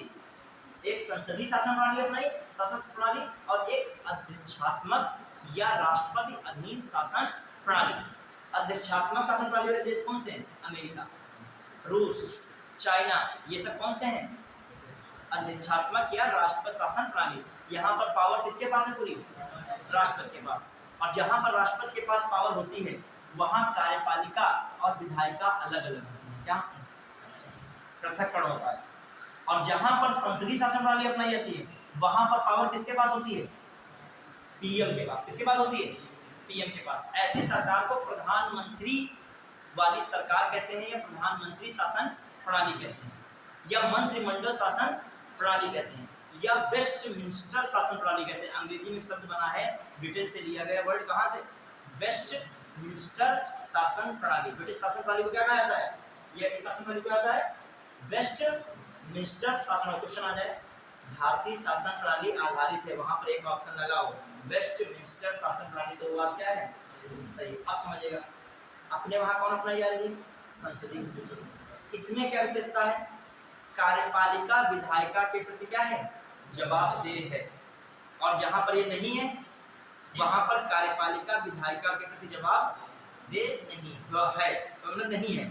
समझना, अपने वहां क्या है? जवाबदेह है, और उनके वहां क्या है? जवाबदेह नहीं। जैसे मान लीजिए ये लोकसभा है, राज्यसभा है, इसमें से आगे के मैंने 5 लोगों को मंत्री बना दिया, 5 लोगों को इधर मंत्री बना दिया, ज्यादा मंत्री बने जा रहे हैं। अब 2 लोग तो मान लीजिए आधे ज्यादा मंत्री हो जाएंगे। फिर पीछे की 2 लाइनों को हमने क्या बना दिया? ये कह रहे हैं कि हम प्रोटेम स्पीकर और स्पीकर बन जाएंगे। ठीक है, ये इसमें से कितने? 4, 3, 7 लोग इधर मंत्री बन गए और 2 लोग इधर मंत्री बन गए, 9 लोग बन गए। और ये लोकसभा हो गई, क्या हो गई? राज्यसभा। अब ये लोग कोई कानून पास करके लाए कि प्रत्येक स्टूडेंट को 6 घंटा पढ़ना चाहिए, 6 घंटा यदि नहीं पढ़ता है तो सिलेक्शन नहीं हो पाएगा। ठीक है, और यदि नहीं पढ़ता तो माँ बाप खाना इत्यादि ना दे। समझ लो ना, नॉर्मल बात है। ठीक है, ऐसा है नहीं, खाना इत्यादि मिलेगा, अपनी जगह को आपका जीने का अधिकार है। ठीक है, हाँ, मान लीजिए इस तरीके कोई आ रहा है तो इन लोगों ने मान ली कानून, समझना, ये इस तरीके का प्रोस्पेक्टस खींचा किसने? 2 लोग ये हैं और 7 लोग, 9 लोगों ने एक ऐसा प्लान तैयार किया, अपना 6 घंटा पढ़ते मान लीजिए। ठीक है, मंत्री अपना कार्य करता है नहीं करता वो उसका विषय। ठीक है, लेकिन कानून बनाने में अब वो कानून ऐसा बना के ले आए। अब वो लेके पटल में रखा लोकसभा में, तो इधर वाले लोग हंगामा काटने लगे, हम मानेंगे नहीं, हम कुछ कह रहे हम मान लेंगे, हम 8 नहीं 6 नहीं 8 पढ़ेंगे। अब लगे नहीं हमारी बस का नहीं है, 1 घंटा भी पढ़ना तो 6 घंटा का, तो हम विरोध इसका कर रहे हैं। अब आइए, तो अब बताओ, जो ये बना रहे थे कानून, कार्यपालिका थी, और उसको पास करने की जिम्मेदारी किसकी है? विधायिका। इस संपूर्ण लोग कौन हो गए? विधायिका। तो बताओ कार्यपालिका किसके प्रति जिम्मेदार है? विधायिका के प्रति क्या है? जिम्मेदार है। समझ पाए कि नहीं? इधर वो पास हो गया, इधर हंगामा काटने लगे, कुछ लोग हम इसको सपोर्ट करेंगे, कुछ लोग नहीं करेंगे। ठीक है, तो इधर मान लिया कैसे मना के पास करा ले गए। तो अब इनका किसके पे जवाबदेही रहेगी? तो ये कौन सी संस्था है? संसदीय जांच। बल्कि अमेरिका में ऐसा नहीं है।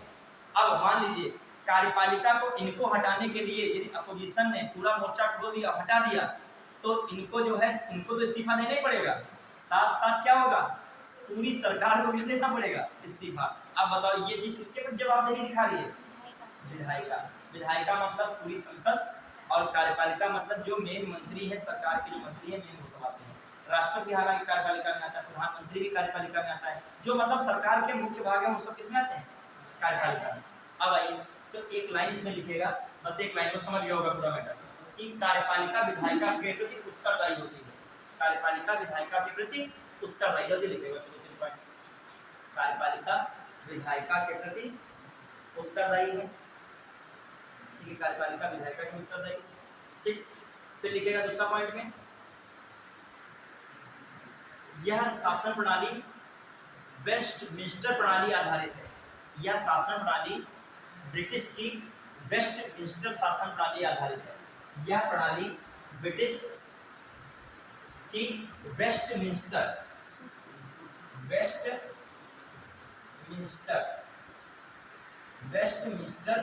शासन प्रणाली आधारित है। वेस्टमिंस्टर शासन प्रणाली आधारित है।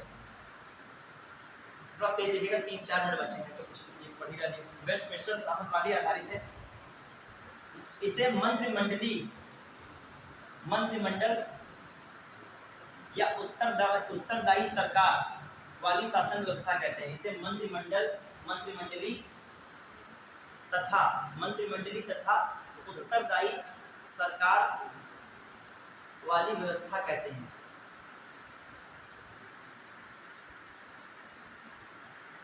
इसमें प्रधानमंत्री सरकार का प्रमुख होता है, लिखेगा। इसमें प्रधानमंत्री सरकार का प्रमुख है। इसमें प्रधानमंत्री सरकार का प्रमुख है।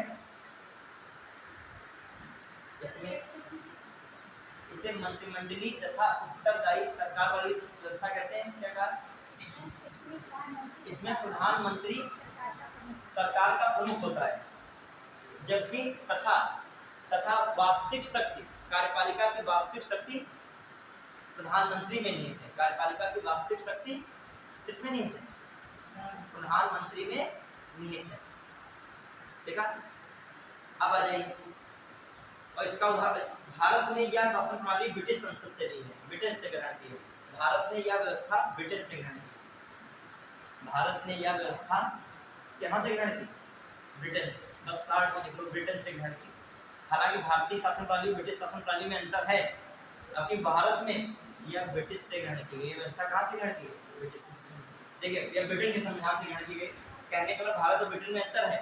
भारत में जो राष्ट्रपति है उसका चुनाव होता है, ठीक है, लेकिन जो ब्रिटेन का जो मेन राजा होता है उसका चुनाव नहीं होता, उत्तराधिकारी के आधार पर वो बनता है, ठीक है। भारत में जो राष्ट्रपति है उसकी तुलना ब्रिटेन के किससे की जाती है? राजा या रानी से।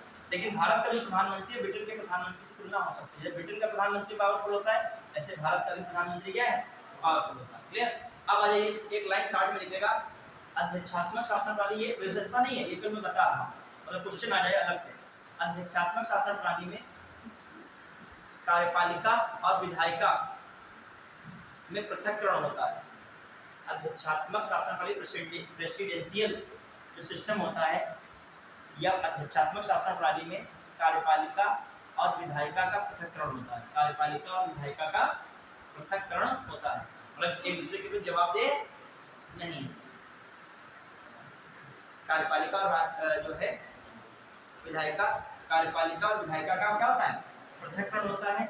इसमें कार्यपालिका की वास्तविक शक्ति राष्ट्रपति में निहित है। इसमें कार्यपालिका की वास्तविक शक्ति राष्ट्रपति में निहित है। इसमें कार्यपालिका की वास्तविक शक्ति किसमें निहित है? राष्ट्रपति में निहित है। इसमें कार्यपालिका की वास्तविक शक्ति राष्ट्रपति में निहित है। अर्थात सरकार एवं राज्य दोनों का प्रमुख राष्ट्रपति होता है। सरकार एवं राज्य दोनों का प्रमुख राज्य होता है। सरकार एवं राज्य दोनों का प्रमुख राज्य होता है। हाँ, सरकार एवं राज्य, अभी मैं बता रहा हूँ, राज्य यही तो पीसीएस में समीक्षा अधिकारी क्वेश्चन आता है, राज्य सुन के तो बहुत बच्चे कंफ्यूज आते हैं। सरकार एवं राज्य दोनों का प्रमुख कौन होता है? राष्ट्रपति होता है। अब सुनिएगा, अब एक चीज समझिएगा, भारत में ब्रिटिश शासन प्रणाली है, ब्रिटिश संसदीय शासन प्रणाली अपनाई गई, तो उसमें समझिए अभी समीक्षा अधिकारी में क्वेश्चन आया था, राज्य का प्रमुख राष्ट्रपति होता है, राष्ट्रपति में कार्यपालिका की समस्त शक्तियां निहित हैं। ठीक है, तो लड़के बच्चे इतना परेशान होगा कि राज्य का प्रमुख राज्यपाल को समझते हैं, लेकिन जो है लक्ष्मीकांत की बुक है, अच्छी स्टैंडर्ड संविधान की बुक है, या भारतीय संविधान जो ही मेन है उसकी जो है हार्ड कॉपी है जो मेन, उसमें जो राज्य का मतलब उस राज्य से भी है जो राज्य आप समझ रहे हो, और उस राज्य से है जिसको आप नहीं समझ रहे हो, मतलब कौन? केंद्र। केंद्र को भी राज्य कहा जाता है। आर्टिकल 36 देखिए, आर्टिकल 36 है और उधर आर्टिकल 12 है, ये राज्य की परिभाषा देते हैं। तो राज्य की परिभाषा में केंद्र भी आता है, राज्य की परिभाषा में ये भी राज्य आता है, और राज्य की परिभाषा में बहुत सारे अधिकरण भी आते हैं। ठीक, अधिकरण का मतलब प्राधिकरण बहुत सारे आते हैं, वो अलग विषय। तो उसने कहा राज्य का प्रमुख राष्ट्रपति है। भारतीय संविधान में बिल्कुल बात क्या है? सही है। राज्य का प्रमुख मतलब देश का प्रमुख कौन है? राष्ट्रपति, ये कहने का मतलब है। फिर कहा राष्ट्रपति में कार्यपालिका शक्ति निहित होती है, बिल्कुल बात क्या है? सही है। कार्यपालिका शक्ति निहित है तो बात सही है। अपने वहां क्या है? एक प्रधानमंत्री, एक राष्ट्रपति है। ब्रिटिश शासन प्रणाली, संसदीय शासन प्रणाली की प्रधानमंत्री सरकार का प्रमुख, राष्ट्रपति किसका प्रमुख? राज्य का। समझ पाए कि नहीं? अमेरिका में क्या है? कौन सी शासन प्रणाली है? अध्यक्षात्मक। उसमें सरकार का प्रमुख कौन हो गया प्रधानमंत्री की बजाय? राष्ट्रपति। और राज्य का भी प्रमुख कौन हो गया? राष्ट्रपति।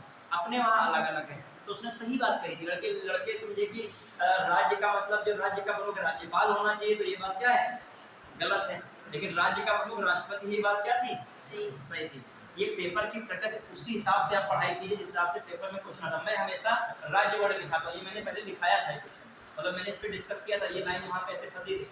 और बहुत सारे लोग कहते हैं इसमें राज्य का मतलब राज्यपाल माना जाएगा, नहीं, राज्य का मतलब राष्ट्रपति ही माना जाएगा। अभी संविधान की मूल में वही है। अब आइए एक दो बातें और लिखिए। देखो, मूल अधिकार आप बस समझ लीजिए, मूल अधिकार में भी शायद परसों क्लास में मूल अधिकार लगाया था, कल ही लगा था, तो मूल अधिकार तो नहीं आएगा।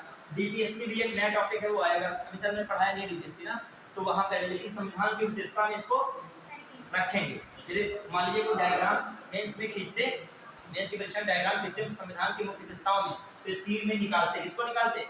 मूल अधिकार को, और किसको? डीपीएसपी को, और किसको निकालते? संसदीय शासन प्रणाली। अब ये तो मैंने पढ़ा दी, अभी मैं पढ़ाऊंगा आगे, तो कोई टेंशन लेने की बात नहीं है, क्योंकि इसको 2 बार क्या इतना पढ़ोगे, ठीक है? अभी आ जाएगा। फिर आइए, जो आपका कौन सा धर्मनिरपेक्षता मैंने खूब अच्छे से पढ़ाया था। कौन से धर्मनिरपेक्षता का पढ़ाया था? किसमें? प्रस्तावना में। मैंने कहा था 3 आधार पे धर्म के प्रति व्यवहार के आधार पर देश होते हैं। क्या कहा था? सैद्धांतिक राज्य।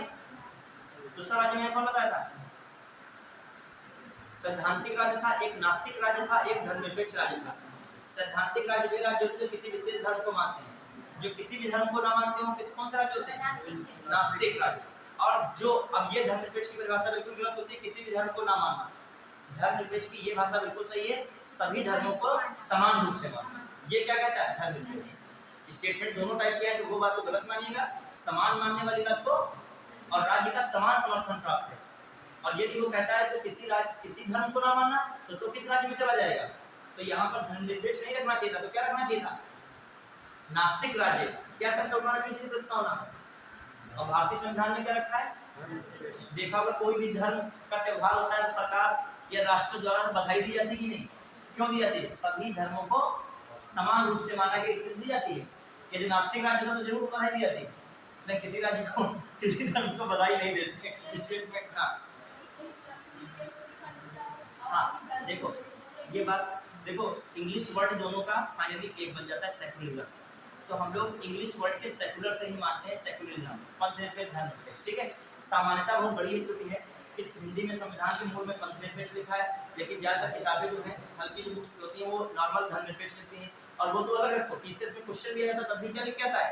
धर्मनिरपेक्ष, क्योंकि वो इंग्लिश का हिंदी में क्या करते हैं? ट्रांसलेट करते हैं, तो क्या निकल के आता है? धर्मनिरपेक्ष। हालांकि पंथ धर्म से क्या होता है? छोटा होता है। एक धर्म में कई सारे पंथ हो सकते हैं, एक पंथ में कई सारे धर्म नहीं हो सकते। क्लियर? चलिए, तो जैसे मान लीजिए कैथोलिक मैंने बताया था, प्रोटेस्टेंट बताया था, दोनों निकले किससे? ईसाई से। तो वो अलग पंथ हो गया, ये क्या हो रहा अलग, लेकिन है तो किसका स्रोत, धर्म का ही। चलिए वो अलग बात हो गई यहाँ की। तो धर्मनिरपेक्षता बता चुके हैं, वैश्वाधिकार बता, ये अभी आएगा आपका फिर से कोई कानून में आएगा। और त्रिस्तरीय सरकार को भी पढ़ोगे। त्रिस्तरीय सरकार से मतलब क्या है, केंद्र सरकार, राज्य सरकार और स्थानीय सरकार। स्थानीय सरकार जानते हो, वही लोकल गवर्नमेंट में आपकी एक पंचायत वाली सरकार, एक नगर निकाय वाली सरकार, वो क्या होती है, ये भी आगे टॉपिक आएंगे, डीपली आएंगे। फिर जब आएगी संसदीय शासन प्रणाली, कार्यपालिका, न्यायपालिका, संसद की, तो कौन सी सरकार होगी, केंद्र की। जब आएगी राज्य की कार्यपालिका विधायिका, तो कौन सी सरकार होगी, राज्य की। और जब आएगा आपका स्थानीय निकाय, तो कौन सी सरकार होगी, स्थानीय स्तर की सरकार। तो जो टॉपिक में आ जाएंगे, वैश्वाधिकार लोकसभा को जो आप पढ़ोगे, भारत निर्वाचन है तो उसमें वैश्वाधिकार आ जाएगा। क्लियर।